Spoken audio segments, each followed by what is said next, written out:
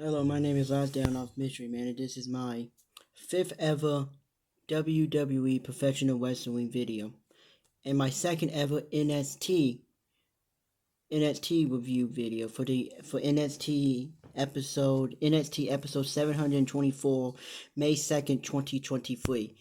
And well, NXT. Getting over into this episode as a whole, there was some good matches. There was one match that I thought could have been good, but it was just kind of there, kind of indie crappy, and they also, talked about how a lot of people was leaving, because a good amount of people, got drafted to the main roster. So that kind of took the show apart, But I think the one good thing we saw here that even though that a lot of people left NXT still has a lot of talent left. Like they still got a lot of talent left. But if you was to ask me, this program was about one man and one man only, and that Trick Williams. This program really shows you how great Trick Williams has become since 2021, and how great he can be.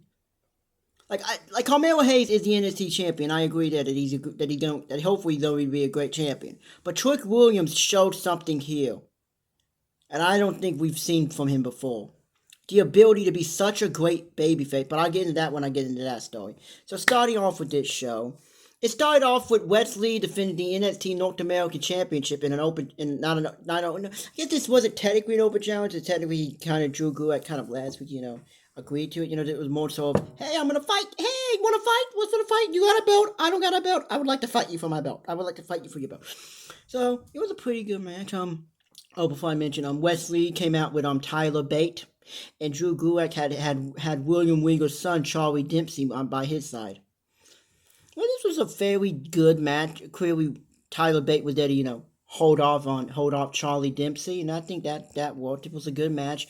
Wesley has defended the NXT North American Championship so many times at this point that I don't actually know how many times he's actually defended it. I mean, he's got to be close to possibly maybe 20. I don't know. No, he defended a lot because it seemed like at the beginning of the year he didn't defend it at all until he defended at NXT Vengeance Day, and then it seemed like every week since he's defended it, But this was a good match. There wasn't much to the match other than just Wesley, doing his stuff. I did like Wesley dive through the wing and he kind of jumped on. He kind of did. He dived and then kind of did a loop there press onto Drew Gulak. I really like that. I like Wesley as NXT North American champion. Wesley has basically his entire career, at least all of the career I've seen of him since like 2017 in Impact Wrestling, has him been in a tag team with Nash Carter, and that's all I'm gonna say about that. We don't need to get into that. But Wesley, since he's won the NXT North American Championship at NXT Halloween Havoc 2022, I think he's been a good champion. He's been a good mid card babyface champion. And this was a fairly good match. Drew Gulak is a very talented wrestler. I wish they would do more with him. I think on NXT with Charlie Dempsey, they can be something good. But Wesley won because he's clearly going to Pam be champion for Pam. It seemed like forever. But the one thing I liked is Tyler Bate came in and was clapping like, "Yeah, great job, man!" And then Tyler Bate just took one look at the NXT North American Championship. He's like, "Yeah." Then he just looked at it, and Wesley was like, then Wesley looked at Tyler Bate. And Tyler Bate, "Hey, good job." Wesley was like, I think this is his thing, isn't it? Like, now what is Wesley thing like? Whatever Wesley hand motion is, the freeze or something, whatever Wesley's hand motion is. I'm sure if you've seen it, you know what I'm talking about. He did that while he was looking at Drew Gulak. So that was setting up that Tyler Bate wants the NXT North American Championship, and I think that's very good, I think it's good that another babyface clearly wants another babyface championship, because everybody wants championship. Because it's like Jim Watt says, if you're not in this business to be a champion, why are you in the professional wrestling business? So then we cut backstage. Yeah, then we cut backstage to Mackenzie Mitchell, who I just think is great at her role as a backstage interview. I just think she is phenomenal in the whole world. She's attractive. She's beautiful too. That helped. But I think she's very good in her role because she's there, and the baby faces she really likes them, and she's friends with some of them, and then the heels. She doesn't like them. Like her and Big Bobby Javier Bernal, I love their interaction with each other because clearly he doesn't like her and she doesn't like him. Like, it's just perfectly plain obvious. Neither one of them like each other. She doesn't like him, he doesn't like her, and they play off of each other so well. Also, in case you didn't know, her and Vic Joseph are married. So good for Vic. Good for Vic. So, she was interviewing J.D. McDonough. If you know anything about let me explain to you who J.D. McDonough is. The Irish ace J.D. McDonough, formerly Jordan Devlin. I do kind of love his new name. Is basically just took his two first names and just took his that's his real name, Jordan Devlin. He took his real first name and his real last name and just combined them with the J.D. to do J.D. McDonough. So he was doing an interview in and McKinney Mr. White. J.D. McDonough, you have your final match here on NXT against Dragon Lee tonight. How do you feel about being drafted to Monday Night Raw? And J.D. McDonough, like, I have waited 21 years to make Monday Night McDonough become a thing. Well, actually, would have been Monday. I get it because now you have a free, but you was Jordan Devlin 21 years ago. So, not really, but I get the point. I've waited 21 years to make Monday Night Raw Monday Night McDevon. Which already sets up an amazing program with Seth Rollins, with Seth freaking Rollins. They can feud over who Monday night it is. Monday Night Rollins, Monday Night McDonough. Already sets up an amazing feud. So he's already got his first feud on Raw. Good for him. But I've waited 21 years to make Monday Night Raw Monday Night McDevon. So I got a 21-year chip on my shoulder. Got a 21-year chip on my shoulder. And I liked his promo. I thought it was a very good promo, I like J.D. McDonough. I know some people want him to join the Judgment Day, but I don't want him to. I want him to go into a feud with Seth Rollins. I think with him saying he was going to make Monday Night McDevon, because it's, Monday Night Raw, I think that could be a great feud. But then Noam Dar came in. And, well, if you've never seen Noam Dar before, he's Scottish, and his nickname is a supernova Noam Dar. I don't know what much else to tell you about Noam Dar, but he came in because he's the NXT UK Heritage Cup champion. But NXT UK no longer exists and was no longer is a brand. So now he's just the NXT Heritage Cup champion, and I love the fact that it's an actual giant trophy and it's called a cup. And I don't think it's not actually. I call it the NXT Heritage Cup Championship because I just think it sounds so much better than it just sounds so much better, and I think that's what it is. It's the NXT Heritage Cup Championship, and he's the NXT Heritage Cup champion. Even if it's just a giant trophy, that's the representation of the belt. The belt is represented by a giant trophy. Yeah, but I'll probably get into more of that if we ever get an actual NXT Heritage Cup Championship match on here. But anyway, this promo was about Noam Dar come going. Hey JD, I know you're leaving for Monday Night Raw, but before you go, could you brutally beat the shit out of Dragon Lee for me so he wouldn't take my cup?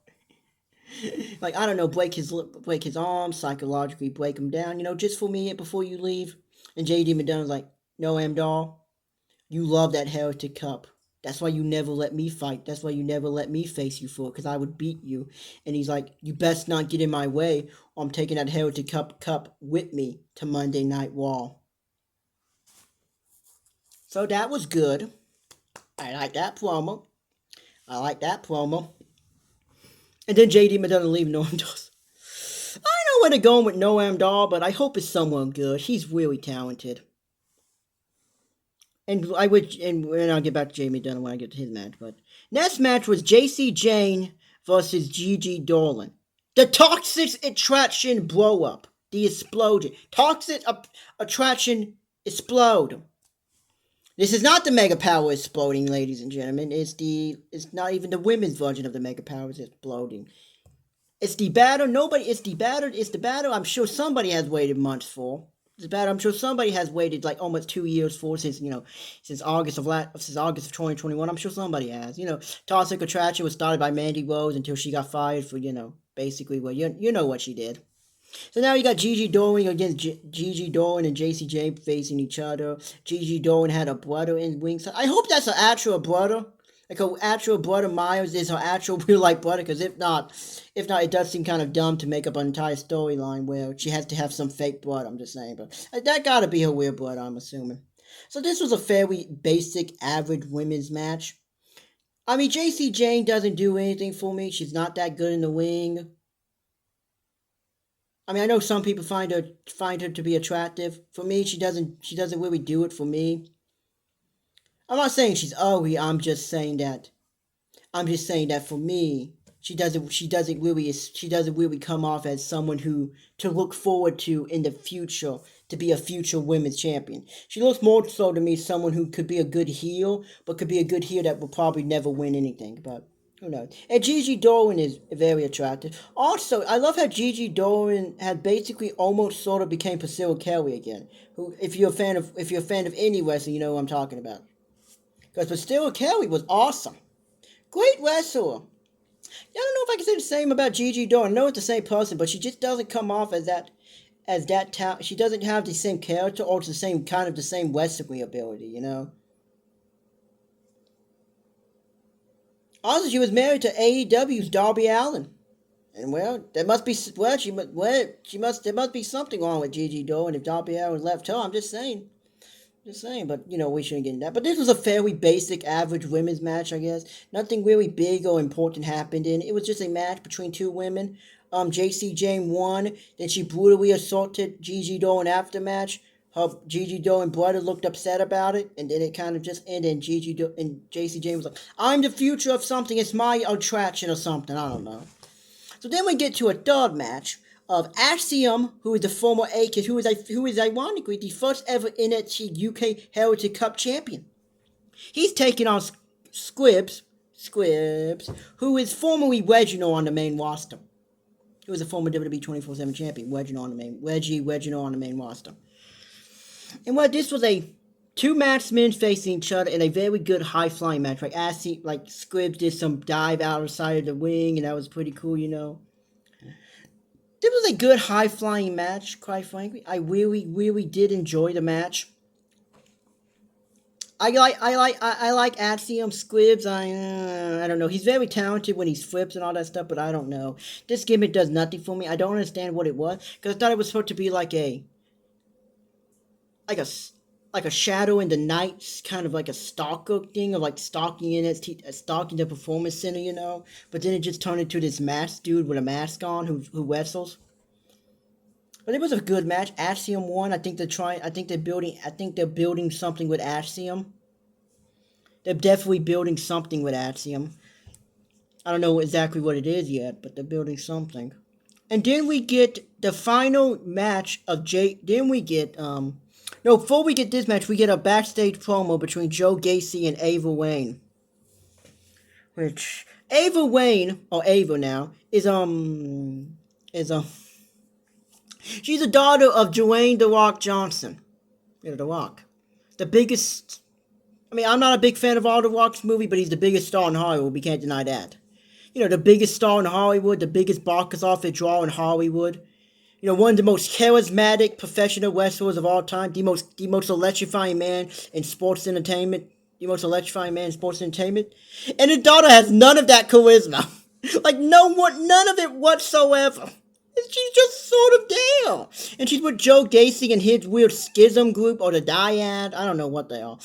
If it's all four of them, there's a schism. If it's just like formerly, I don't know what their new names are, but formerly James Drake and Zach Gibson, they're the Dyad. Because formerly they were the grizzled young veteran, James Drake and Zach Gibson. I love that James Drake basically now just looks once again like he did when he was James Drake, just minus the beard. Because he has a very interesting look. He kind of has my long hair look, you know.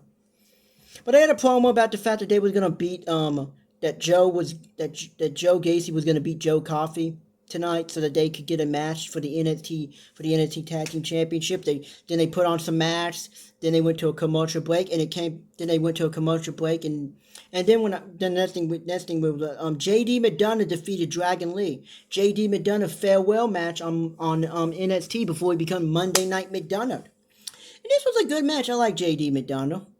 I wish he would be Jordan Devlin again, but I guess WWE wants to own the copyright to his name, and you can't copyright somebody's biological name, someone's biological real name.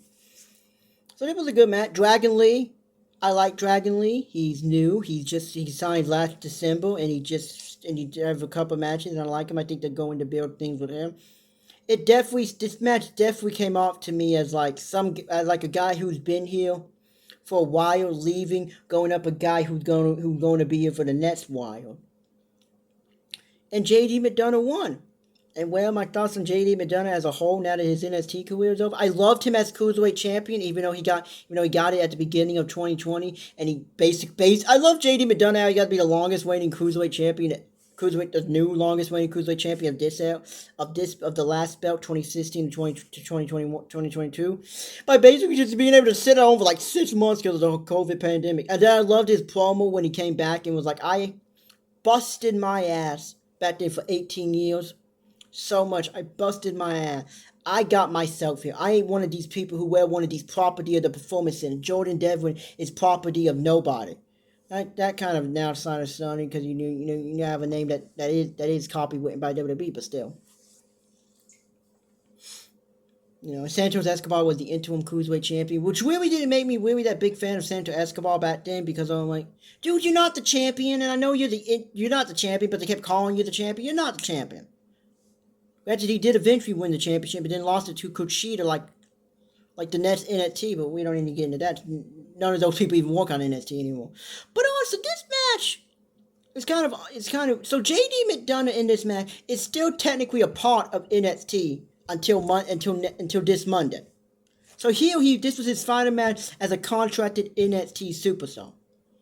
So he went out with a victory, and I wish JD McDonough all the luck in NXT, and all the luck on NXT, all the luck on Monday Night Raw. Hopefully they don't bury him. Hopefully they don't bury him with the Judgment Day, because the Judgment Day sucks and they're boring. So then we get the next match. If Joe Gacy wins, the Dyad gets an NXT Championship match against Gallus. Gallus, the NXT Tag Team Champion. The Gallus boys are on top. I like Gallus. I like all three of them.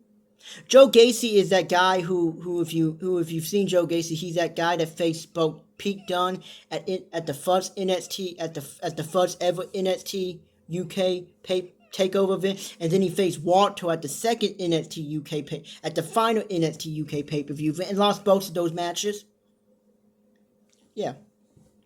But he hasn't been around for like 6 months or something. Like Gallus returned, and there's been no sign. Gallus got suspended after World Collide last year, and there's been no contact. With Joe Gacy, and Joe Gacy has not been shown since. And then he returned at NXT Stand Limit. I was so excited, like, yes, he's back. I'm just happy Joe Gacy is back. I really like Joe. Joe Coffey. Sorry, I don't know. Too many Joes in this match. Joe Coffey. I'm sorry, Joe Coffey, not Joe Gacy. Sorry. Too many Joes in this match. So this was a good match, I guess. I mean, I like both of them, but this match really didn't do much for me. It was just kind of a match. And Joe Gacy won, so now Dyad gets a tag team championship match. But getting back to Gallus, I hope they would get a long reign as NXT tag team champion, because they're the longest reigning NXT UK tag team champions, like 629 days or something. So that's good. So now the Dyad gets a match. James Drake and Zach Gibson, who are the first ever NXT UK tag team champions. So then we get the star in the making. The star making performance. The performance of a lifetime. The start of the Trick Williams phenomenon. Hopefully that does not come back to be ironic in the future, but I don't think it will. I think Trick Williams just is becoming a star in my opinion. Because this is a guy who debuted on the first ever NXT 2.0 in September of 2021. This is my immediate reaction to Trick Williams. This guy can't talk that well. He probably won't be good in the ring. He's Carmelo Hayes' backup. But since then, the guy's really impressed me. Trick Williams has impressed me with how much he has improved since then. He's improved so much in like almost 2 years. It's May of 2023 and debuted in September of 2021, so nearly 2 years. Yeah, about a year and like a year and a year and 5 months. So basically a year and 5 months he's improved so much. And this promo just showed that he's getting super over with the audience. You know, he came out and did his promo.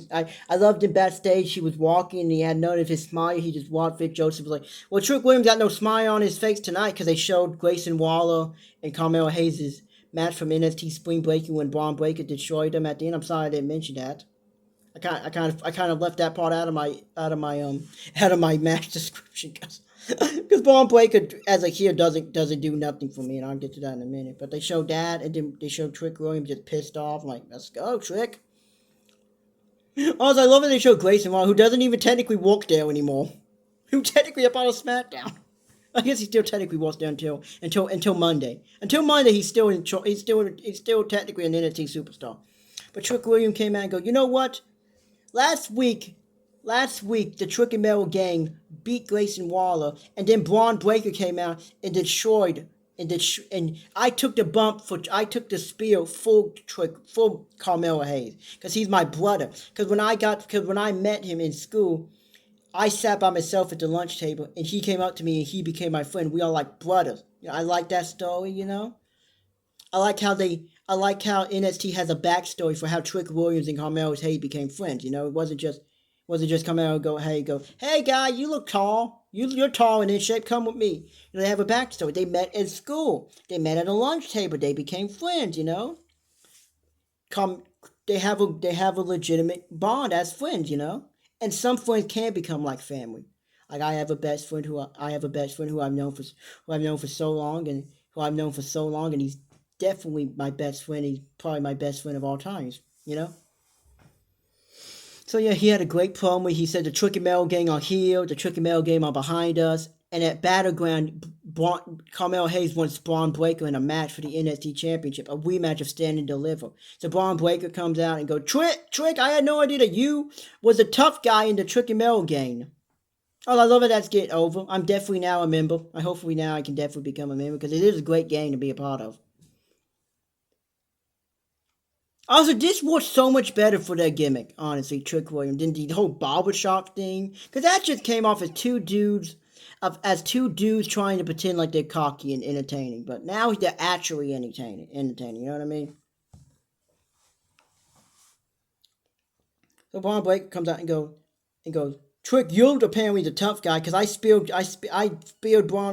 Carmelo Hayes and I put him in the hospital, but I speared you and you're still here. Trick Williams like, Bowdy. You're just upset that the people love Trick Williams and Carmelo Hayes more than they ever loved you. Braun Breaker goes, I don't give a crap what these people want anymore. I'm not doing this for these people. But getting to beat Carmelo Hayes is why I'm going to accept his match next week. And then Trick Williams like, hold on, Braun. You not only did you take out Carmelo Hayes, but you spilled me last week too. So that's why I want to kick your ass next week. I hope it's the main event. Please be the main event. Please make main event Trick Williams a thing that needs to happen. Because I have never really bothered to watch a Trick Williams match up until like a few weeks ago because I didn't think he had nothing, but I didn't think he was going to be anything. I just thought he was going to be a guy who was going to be here for a while, and then we might hear that he just stays in NXT or that he got released. But thankfully that's not going to happen because the guy has shown so much potential and so much talent now. So I'm happy that I was wrong about him. So I can't wait to see how he's doing next week against Braun Breaker. So he's like, I challenge you to match, and Braun Breaker's like, let's go. So next week is going to be, hopefully it's going to be the main event. But other than I can say about that, this was a star-making performance for Trick Williams. But also, it kind of feels like Trick Williams is the star of the team, though, because Carmelo Hayes not even here, and Trick Williams made the challenge. Trick Williams facing Braun Breaker next week, but Trick Williams not the NXT champion. But it kind of feels like he is. I saw a I saw a comment on YouTube. Kind of feel like he is the champion. Like he's the star of this. Like he's carrying this. The whole thing was that Trick Williams is just Carmelo Hayes' hype guy or his mouthpiece, but that clearly doesn't seem to be the case anymore. That's all I'm gonna say. So then we get a women's match between Danny Plummer versus Tatum Paxley, I'm assuming. And well, it was I guess a fairly decent average women. I did like her flip it. I did like her flips and stuff in the ring, then flips in the ring. That was cool. Tatum Paxley did a standing splash. That was I guess that was okay. I guess it basically like the ultimate war. It's kind of supposed to be somewhat like the Ultimate Warrior splash. Just mind the running part and jumping in the air, but she kind of just stands, jump in the air, and then goes jump in the air like this, and then lands, and then but Danny Plummer moved out of the way, and Danny Plummer won. I don't know much to tell you about that match. It was a fairly decent match. So then we get to the match for the NXT Women's Tag Team Championship, a match that if you see my draft videos, you know I do not care too much about, or if you see my comments on YouTube, that I think this match is dumb, because none of these people technically work here anymore.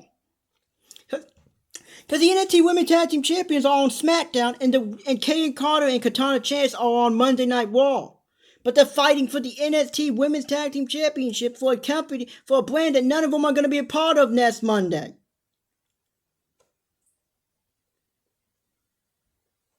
In 5 days, none of these people are going to be a part of this roster anymore. So what's the point of this? But I mean, it was a good match. I mean, I like all four of these women. I still do not know if Alba Fire and Isla Dawn tag team name is the Unholy Alliance or the Unholy Trinity. I think it's the Unholy Alliance, right? Or is it the Unholy Trinity? But I don't think it's Trinity because there's only two of them.